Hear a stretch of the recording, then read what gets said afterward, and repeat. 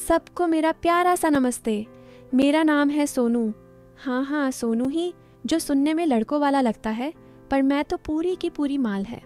उम्र अभी अभी 22 की हुई हूँ, पर लगती हूँ जैसे 18 की कोई कली जो बस फूटने को बेताब है।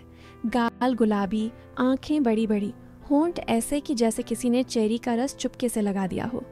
और हाँ, मेरी कमीज हमेशा एक बटन ढीला रहता है, गलती से, बिल्कुल गलती से। अब आप ही बताओ, जब सांसें तेज चलती हैं तो बटन भी तो थोड़ा आज़ाद होना चाहते हैं ना। मैं बात कर रही हूँ उस दिन की, जब मैं पहली बार डॉक्टर साहब के क्लिनिक में घुसी।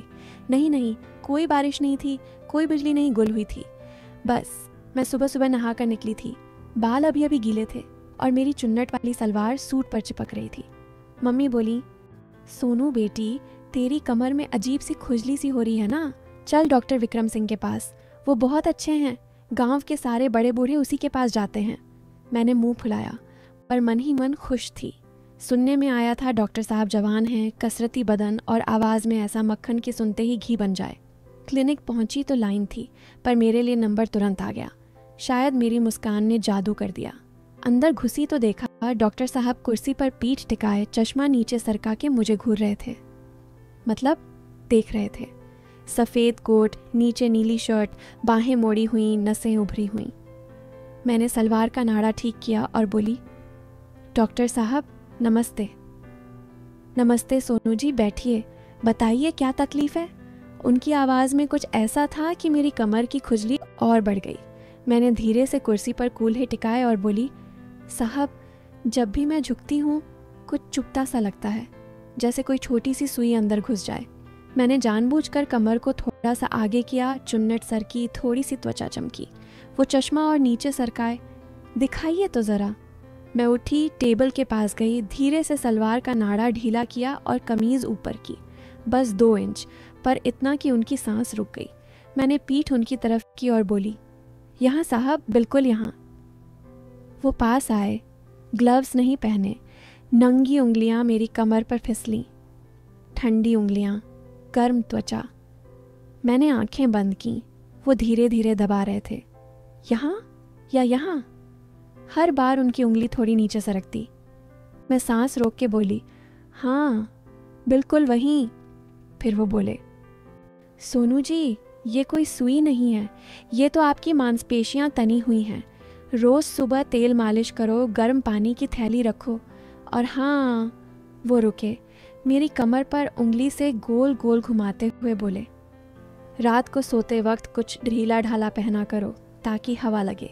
मैं मुड़ी, उनकी आंखों में आग थी, पर चेहरा शरीफ। मैंने शर्माते हुए पूछा, क्या ढीला ढाला साहब? वो हंसे, जो आपको आराम दे। मैंने दवाई ली और निकलने लगी। दरवाजे पर रुककर बोली, साहब कल फिर आऊँ? वो बोले, ज़रूर, पर सुबह 7 बजे, क्लिनिक बंद होने से पहले। मैंने आंख मारी और चल दी। बाहर आके मेरी सहेली गुड़िया मिली, बोली, क्या हुआ?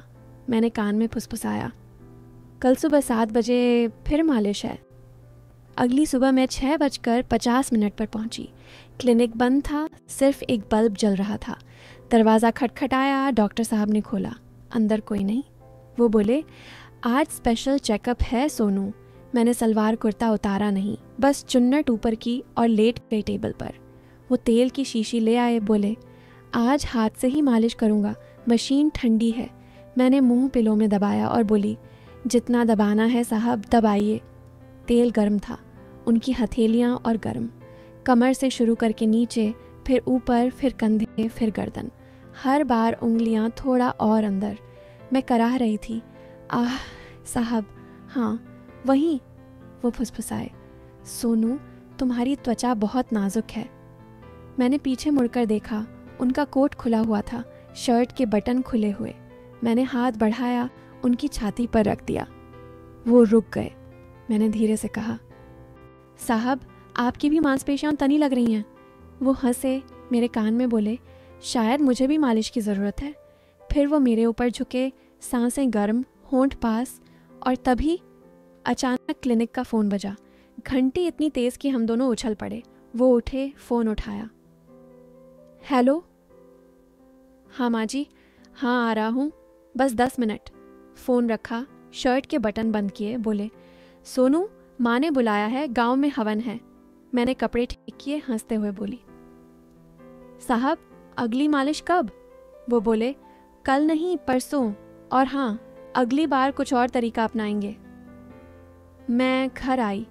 मम्मी पूछने लगी, क्या हुआ बेटी? मैंने कहा, मम्मी, डॉक्टर साहब ने कहा है अब रोज सुबह तेल मालिश करनी है, पर घर पर। मम्मी खुश, वाह कितने अच्छे डॉक्टर हैं। तीसरे दिन मैं फिर गई। इस बार क्लिनिक में एक नई मशीन थी, वाइब्रेटर वाली। वो बोले, सोनू, ये जापान से मंगाई है, तुम्हारी कमर को एकदम ढीला कर देगी। मैं लेटी, मशीन चालू हुई, कंपन इतना कि मेरी सांसें उछलने लगी। वो मेरे पास बैठे मशीन को कूल्हों पर घुमाते रहे। मैं आंखें बंद किए कराह रही थी। साहब तेज और तेज। वो बोले, सोनू, अब तुम्हें कुछ करना होगा, मेरी कमर भी दुख रही है। मैं उठी, मशीन उनके हाथ में दी और उनकी कमर पर रख दी। वो कराहे, सोनू, तुम्हारे हाथ जादू हैं। फिर हम दोनों हंस पड़े। वो बोले, सोनू, तुम्हारी तकलीफ तो दूर हो गई, पर अब मेरी शुरू हो गई। मैंने शर्माते हुए कहा, साहब मैं रोज आऊंगी, आपकी भी मालिश करूंगी। वो बोले, पर क्लिनिक में नहीं, मेरे घर पर। माँ पापा गांव गए हैं 15 दिन के लिए। मैं घर आई, गुड़िया को बताया। वो बोली, सोनू तू पागल है, वो तुझे। मैंने हंस के कहा, चुप कर, कुछ नहीं होगा, बस मालिश। पर मन में कुछ और ही चल रहा था। अगले दिन मैं उनके घर पहुंची। घर बड़ा था पर खाली। वो बोले, सोनू, आज पूरे बदन की मालिश होगी। मैंने सलवार कुर्ता उतार दिया, सिर्फ ब्रा और पेटीकोट में लेट गई। वो तेल ले आए, मेरे कंधे से शुरू करके पैर तक। हर जगह उंगलियां रुकती, दबाती, फिसलती। मैं कराह रही थी, साहब वहाँ नहीं, हाँ वहीं और नीचे। वो मेरे कान में फुसफुसाए, सोनू, तुम्हारी खुजली अब मेरे अंदर है। फिर वो मेरे ऊपर लेट गए, नहीं मतलब मालिश के लिए। उनका बदन मेरे बदन से सटा, सांसें मिली होंठ पास, और तभी दरवाजे की घंटी बजी। डाकिया था, पार्सल लेकर। वो उठे, मैंने कपड़े पहने, पार्सल खोला। उनकी माँ का खत लिखा था, बेटा हम 15 दिन नहीं 1 महीना रुकेंगे, घर संभालना, और हाँ कोई लड़की मत लाना। वो हंसे, मैं शर्मा गई। फिर शुरू हुआ हमारा रोज़ का सिलसिला। सुबह 7 बजे मैं जाती, वो मालिश करते, मैं कराहती। कभी मैं ऊपर, कभी वो, कभी तेल, कभी क्रीम, कभी बेड पर, कभी सोफे पर हर बार कुछ न कुछ आ जाता। फ़ोन, घंटी, पड़ोसी, कुत्ता। हम पास आते और दूर हो जाते। थर की दिमाग सोचता, आज तो पक्का, पर होता कुछ नहीं, बस सांसें तेज़, बदन गर्म, आंखें लाल। एक दिन वो बोले, सोनू आज कुछ अलग करते हैं। मैंने पूछा, क्या? वो बोले, आज तुम डॉक्टर बनो, मैं पेशेंट। मैं हंसी, उनका कोट पहना, स्टेथोस्कोप लगाया। वो लेट गए, शर्ट उतारी। मैंने उनकी छाती पर हाथ फेरा, साहब यहाँ धक धक तेज़ है। वो बोले, इलाज करो। मैंने होंठ उनके सीने पर रख दिए, मतलब सांस सुनने के लिए। वो कराहे, हाथ मेरी कमर पर। मैंने उनकी पैंट की बेल्ट खोली, मतलब पल्स चेक करने के लिए। और तभी बिजली गुल नहीं हुई, बारिश नहीं हुई, बस उनकी माँ का फ़ोन आया, बेटा हम कल आ रहे हैं। फ़ोन कटा, हम दोनों हंस पड़े। मैंने कोट उतारा, बोली, साहब आपकी बीमारी लाइलाज है। वो बोले, तुम्हारा इलाज भी। अगले दिन मैं फिर गई। इस बार घर में उनकी माँ थी। वो किचन में चाय बना रही थी। मैं शर्माई, बोली, आंटी मैं सोनू, डॉक्टर साहब की। आंटी हंसी, पेशेंट पता है, बेटा रोज तेरी तारीफ करता है, बोलता है माँ सोनू बहुत बहादुर है, एकदम दर्द नहीं करती। मैं लाल हो गई। फिर आंटी बोली, चल बेटी आज मैं भी मालिश सिखाऊंगी। हम तीनों कमरे में गए। आंटी ने तेल लिया, बोली, देख ऐसे दबाओ, और उन्होंने डॉक्टर साहब की पीठ दबानी शुरू की। मैं हंस हंस के लौटपोट। डॉक्टर साहब मुंह बनाए लेटे थे। आंटी बोली, सोनू तू भी सीख, शादी के बाद काम आएगा। मैंने कहा, आंटी शादी? वो बोली, हाँ विक्रम ने तेरे लिए रिश्ता मांगा है। मैं स्तब्ध। डॉक्टर साहब शर्मा गए। आंटी चली गई। मैंने उनसे पूछा, सच? वो बोले, सोनू, मैंने कभी तुझे गलत नज़र से नहीं देखा, बस तेरी हंसी, तेरी बातें, तेरी हिम्मत, मैं तेरे लिए पागल हूँ। मैं रो पड़ी। वो मुझे गले लगाए। मालिश नहीं, मोहब्बत थी। शाम को घर आए, मम्मी पापा से बात हुई, सब खुश। गुड़िया बोली, सोनू तू तो कहती थी कुछ और होने वाला है। मैं हंसी, हुआ ना कुछ और। शादी की तारीख पक्की हुई। मंडप में मैं दुल्हन बनी, वो दूल्हा। मंडप के बाद पहली रात, नहीं वो तो बाद में, पर उस रात डॉक्टर साहब ने मेरे कान में फुसफुसाया, सोनू आज असली मालिश होगी। मैं शर्माई, साहब अब तो रोज होगी। वो हंसे, पर अब कोई फ़ोन नहीं बजेगा। और सच में उस दिन से हमारी ज़िंदगी में कोई खुजली नहीं रही, बस प्यार, हंसी और ढेर सारी मालिश, जो अब पूरी तरह हलाल थी।